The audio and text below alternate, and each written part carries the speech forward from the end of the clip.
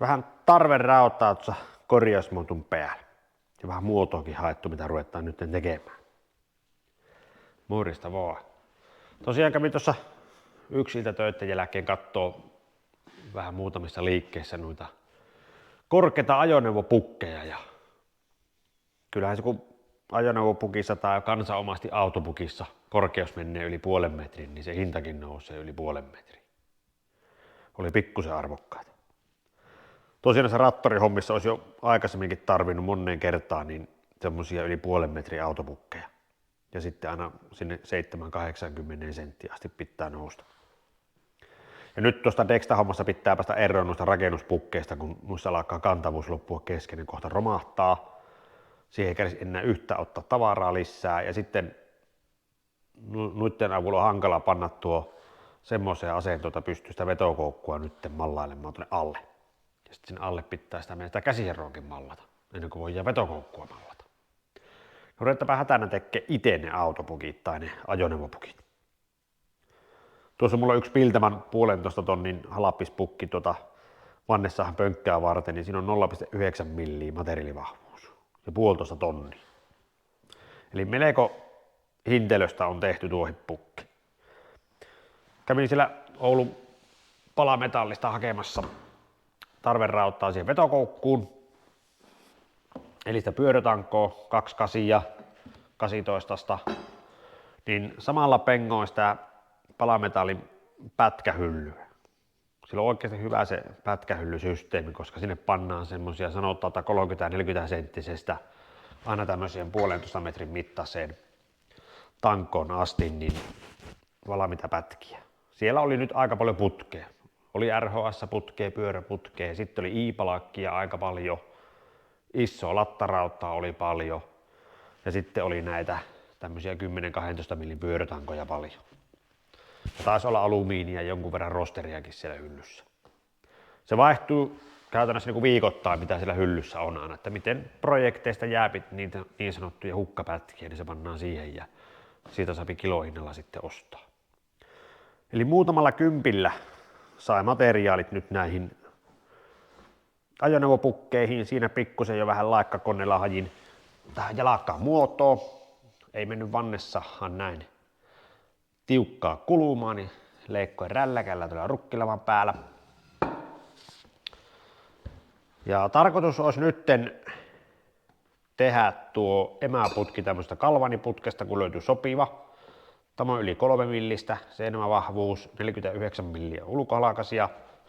Ja sen sisään liukuu hyvin 40 millinen 2 millin putki. Ja 2 millin putkestahan pitäisi tulla, jos vertaa Piltämän Kiinan pukkia, niin heti jo 3 tonnin pönkkä.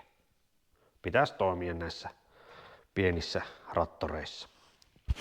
Painaa 1,5 tonnia esimerkiksi tuo koko Dextakki. Sitten jalat tehdään tästä 2 millin putkesta ja osa jalosta tehdään sitten 2,5 millin putkesta.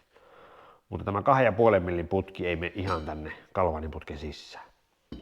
Sen takia tehdään tuosta 2 millin 40. Tuo pikkusen päälle 40 milliä sitten tuo. Semmonen pikku projekti, hätäprojekti. Helpottaa tätä hommaa huomattavasti. Tehdään tyyppihyväksytä sitten tuolle vehkeelle siinä lopussa. Silloinhan tämä on avainlipputuote tämä homma. Olisiko se siinä? Katkaistaan toinen tämmönen samanlainen liuku, tai mikä emäputki se onkaan, niin tuohon nyt ei ole poikkea.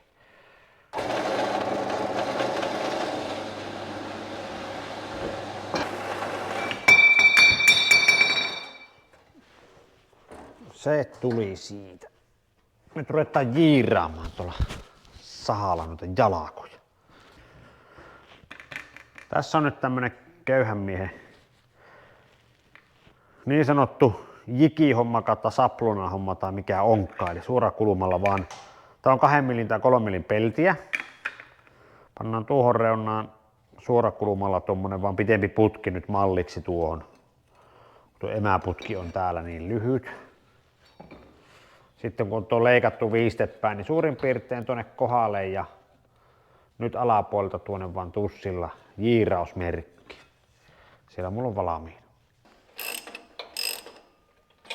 Löysätään tämän takavasten mutteria tai pulttia ja sitten vejetään tuon tussinekin mukaan se vaan tuohon kulumaan. Otetaan tuohon tuo kuluma. Ei oo pikalinkkuja tässä halavassa sahassa.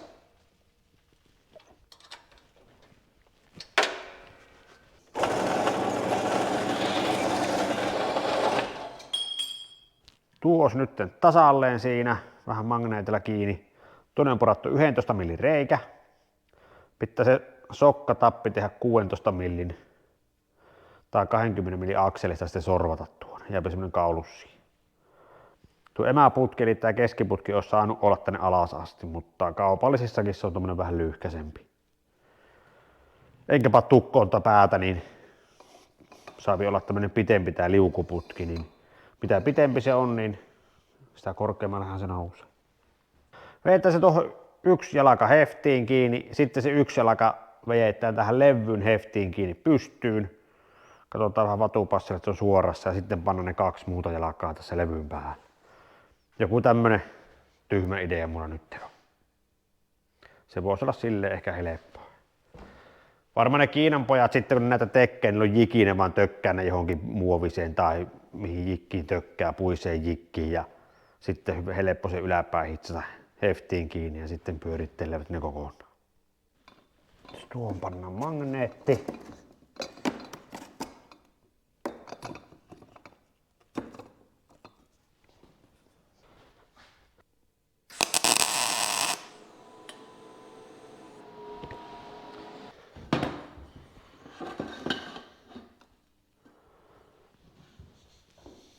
Nää meni heittämällä siihen paikalle.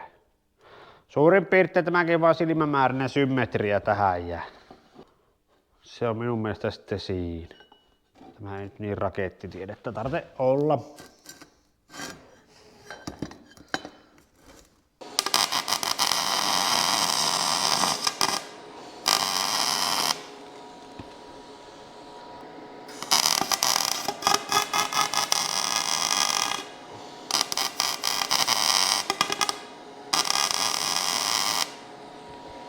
Otahan nyt kiinni siihen.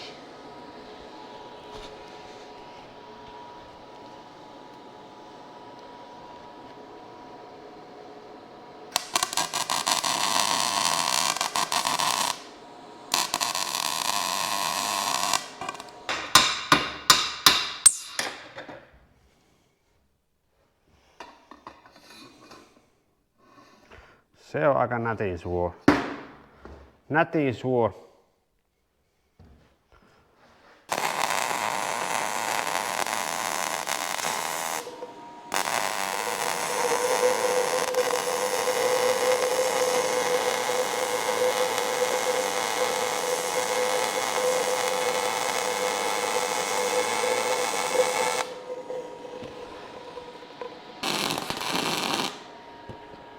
Nyt kyllä loppu kaasu.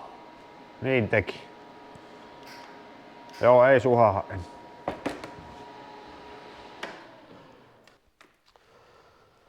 Kintas tiski. Pari saumaa vielä tähän toiseen jalkaan, niin se on valmis, mutta pitää sitä kaasua lähteä vielä juoksemaan. Sitten pitää miettiä, että tuleeko tuohon niitä lisätukia tuonne jalkaan. Kalvaani ja vähän tympeä hitsata, mutta kyllä se menee. En suosittele, mutta kyllä se tossa hitsaantuu, ei siinä mitään. Vähän jaassee niitä pois, mutta enemmän pitäisi hioa pois. Annapa tuo ventteli kiinni ja nollassa on paine tuossa mittarissa, niin se on silloin 0. Isompi pullohan se saisi olla joku parikymmentä kiloinen tai vaikka joku 16 kilon pullo.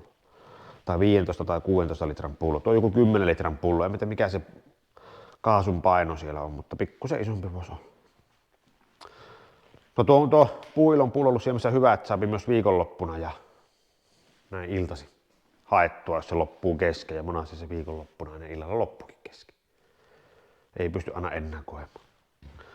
Sitten tuossa kun hitsasin, niin tuli suunnitelman muutos mieleen, niin pitää katsoa samalla reissulla löytyykö helposti nopeasti osia siihen juttuun, mitä mä tuohon funtsin. Jos löytyy, niin sitten mä teen muutoksen tuohon rakenteeseen vielä.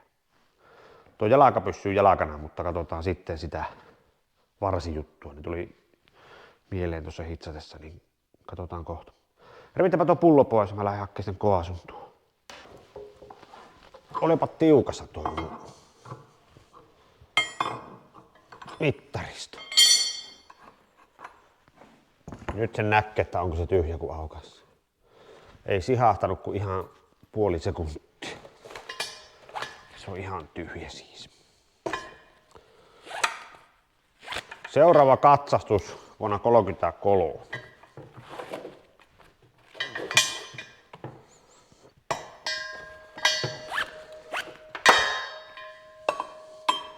Tämä venttiilihattu oli joskus näin ukaasin, että tuo pitää olla aina mukana, kun palauttaa pulloa. Se jos kaatuu tuo ja lähtee tuo venttiili irti, niin se voi lähteä lipettiin, jos sillä on paine. Varsinkin täyspullo vissiin lähtee. Jep, nyt hakemaan sitä uutta putelia. Luntahin jäsäytti jo pihavessen 10 senttiä. Tuossa on nyt se kaasupullo kävi hakkeen. Samalla löytyi sitten uutta värkkiä, eli siinä on rapetsikirjetankoa ja rapetsimutterit. Tuo liittyy nyt siihen suunnitelman muutokseen, mitä mä hitsasessa tein, niin kohta nähdään mitä mä funtsin, mutta laitetaan ensin tuo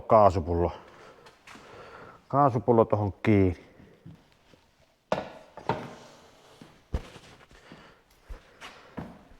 On se vaan jännä, miten tuon vähänkin lunta tulee, vaikka siellä nyt muuten olisi pimmeä, mutta kyllä se vaan heti semmonen valokajastus sitä heijastuu. Ei ole niin synkkää sitä. Tympeerotavan lumitöihin, en tykkää niin kuin en yhtään. Tää huomenna yrittää vähän aurata. Jäteimuautokin, tai tuo paskakamutyhjennysautokin on tulossa vissiin huomenna. Jospa se pääsee. Laitetaan tämä ensin kiinni ja sitten otetaan tämä hattu pois. Monasti tullut vaan tästä venttiilistäkin kanneltua tätä pulloa. 200 paaria melkein. Joskus on ollut semmoiset, että on tullut vaan 190 paaria, eli ei ollut ihan täys. Tämä oli onneksi sanotaan täys. Nytpä tuo hattu mennä talteen. Niin, että hattuja ei saa hävittää, ne ruppee nillittää, jos ei tosiaan ole kiinni. Ja se on tuon venttiilin takia. Se pitää aina panna kiinni. Tuota suojaverkkoa, sitä ei tarvitse palauttaa, mutta mun pitäisi ruveta itselle keräämään noita verkkoja, joka aina vie takaisin sitä. Pannapa hitsikone kiinni, kun saattiin just hitsattua nuo pukit läjä. Mulla on vannesahassa samaan aikaan ollut vähän hittaampi sahausprosessi menossa. Tämmösiä lätkiä on tehnyt.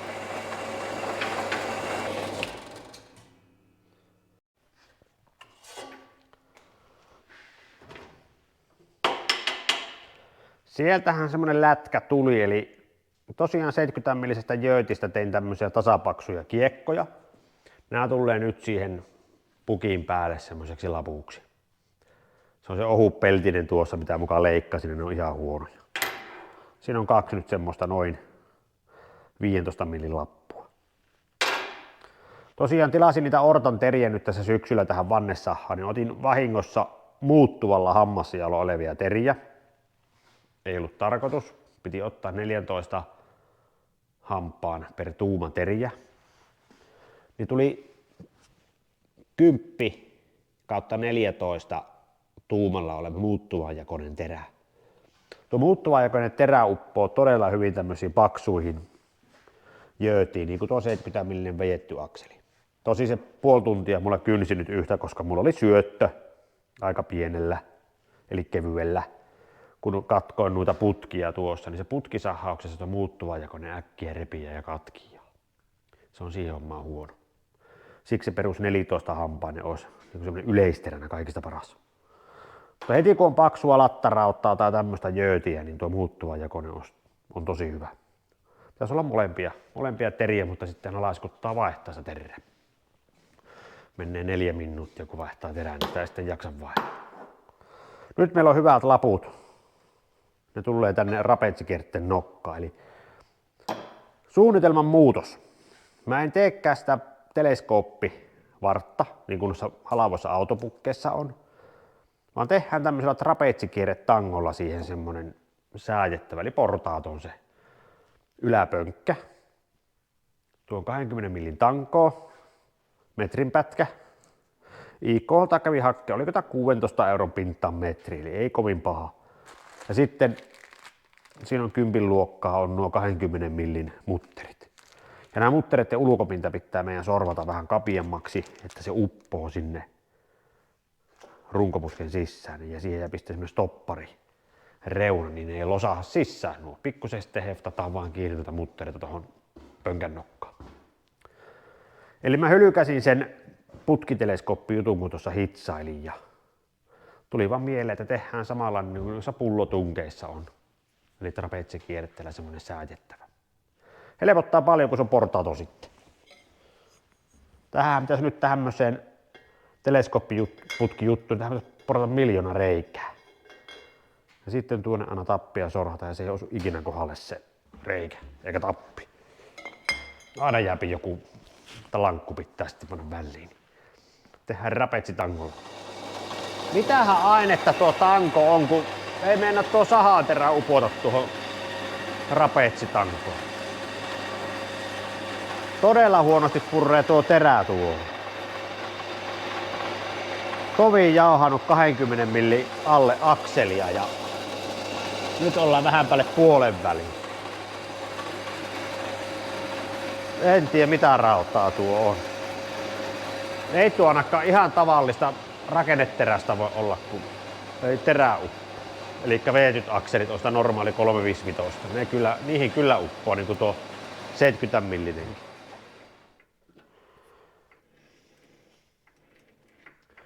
Nyt se on suora.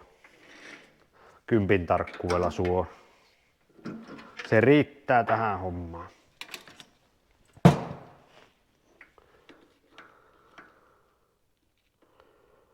Se on nyt noin 10 milliä ja se kannastuu, niin se on ihan hyvä silloin. Yläpuolella 20 milliä sorvataan suurin piirtein sinne putken sisään. Siitä se hyvä tulee. Otetaan 10 lastulla, kun on tylsä terä, niin ei.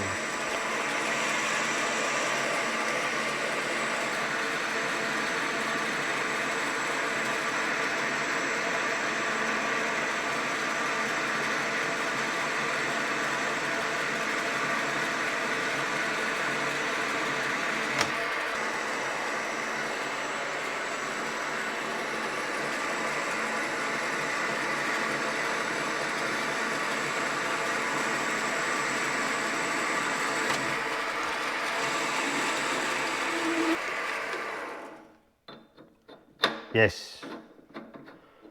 Nyt se on semmonen sopivan löysä ja nahka. Tuosta on helppoa. Vettä sauma kiinni.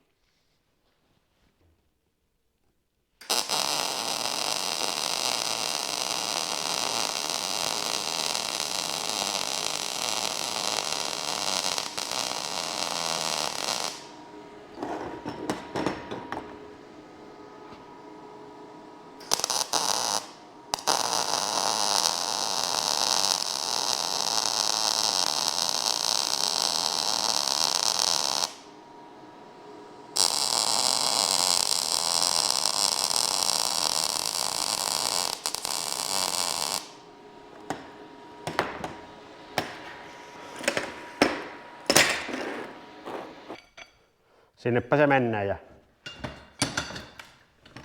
ei tämä hirveästi varmaan nitkuttamaan rapetsi, kyllä se on ihan tiukan oloinen.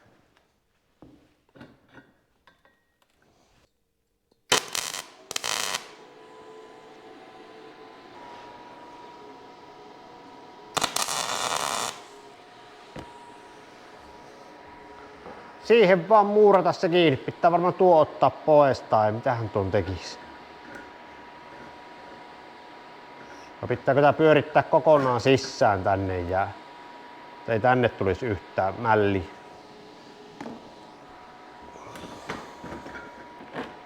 Sitten tuohon tulisi tuo hattupää.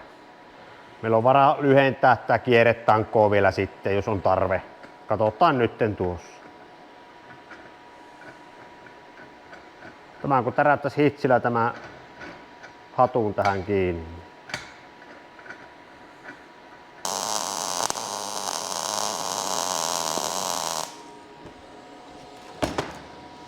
Magneettien puistelu on kyllä ilkeä homma. Millä tää osaa irti noin.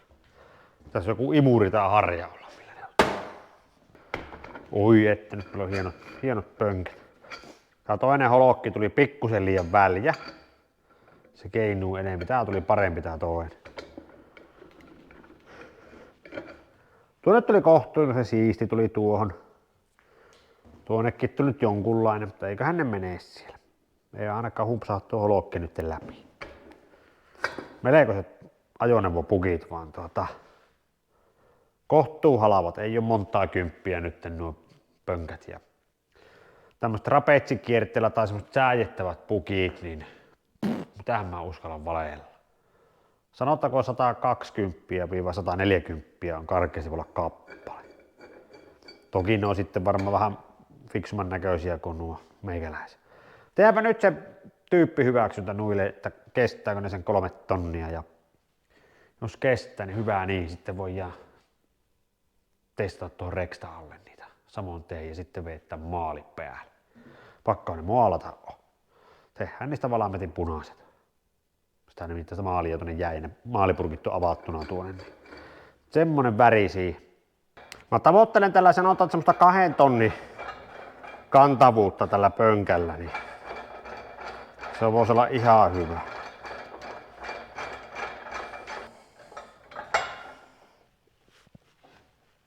Jos tää 10 mm levy täällä vaan toimii täällä alla.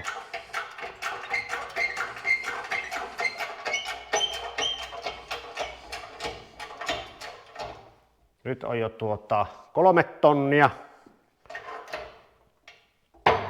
Nyt rupes naksahtamaan. 4 tonnia. Ei uskalla tuonne ainakaan pistää. 4 tonnia on nyt jo paino. Äkkiä se sinne tulee. Tuossa näkee, että pikkusen tuo trapetsi sitten ruppee siinä omassa jengassaan vähän taipumaan. Tämä levy ruppee taipumaan. 4 tonnia, niin kyllä siinä on jo tuplaten sitä varmuuskerrota mukaan. Sehän kestää. Ja tämäkin täällä vähän totta kai lenkkasoo sitten.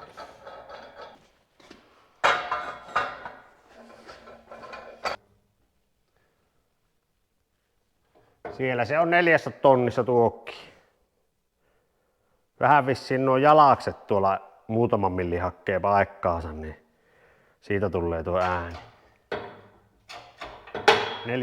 tonnia. Kyllä ne nyt kestää 2 tonnia. Tupla varmuus kertoo.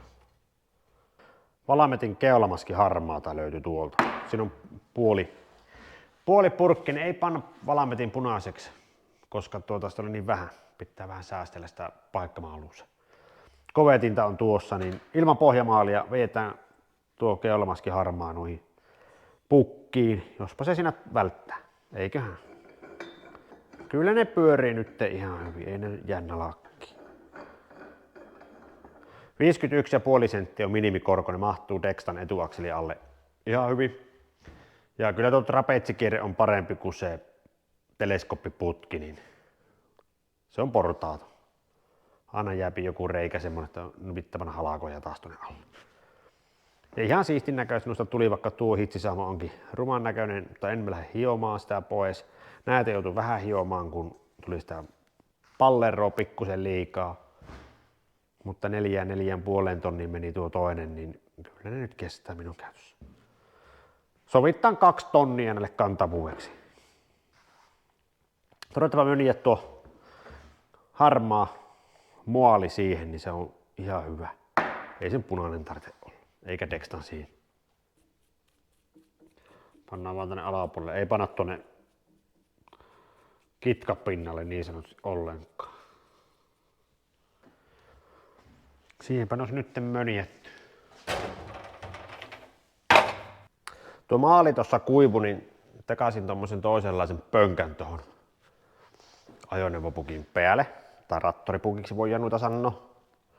Eli rattaraupasta tommosella hallitalli taavutusmenetelmällä, eli halakio ja hitsi tuohon ja sorvasin tommosen pikkusen pitemmän holokin tuohon alle.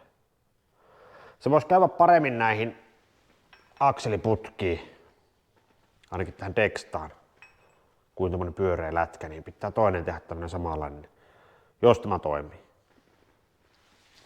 Nämä on nyt kuivunut, niin ruvetaan tällä näitä pukkeja tuohon alle, niin saadaan nuo rakennuspukit pois.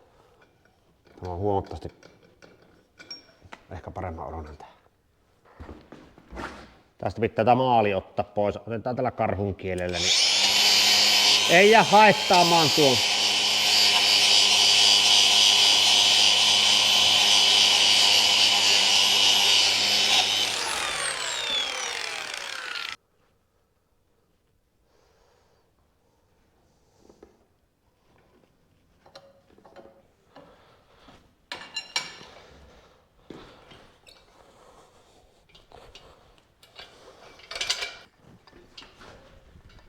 Nää et oo heilu mihinkään.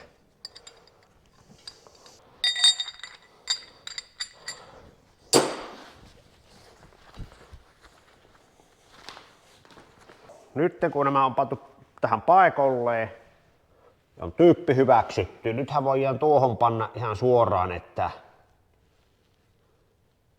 2 tonnia. Sovitaan, että nämä on 2 tonnin. 2 tonnia ja CE-merkki. Pannaan vielä tuohon se nahkahousujen tämä tyvimerkki. 2 tonnia ja CE ja tyvi tuonne. Nyt ne on leimatut pukit. Eli leimattiin 2 tonniin siis. Ei lähdetä hulluttelemaan, kun me tehtiin typärit 4 tonniin. Varmuuskertoimella 2, niin pannaan 2 tonnia siihen.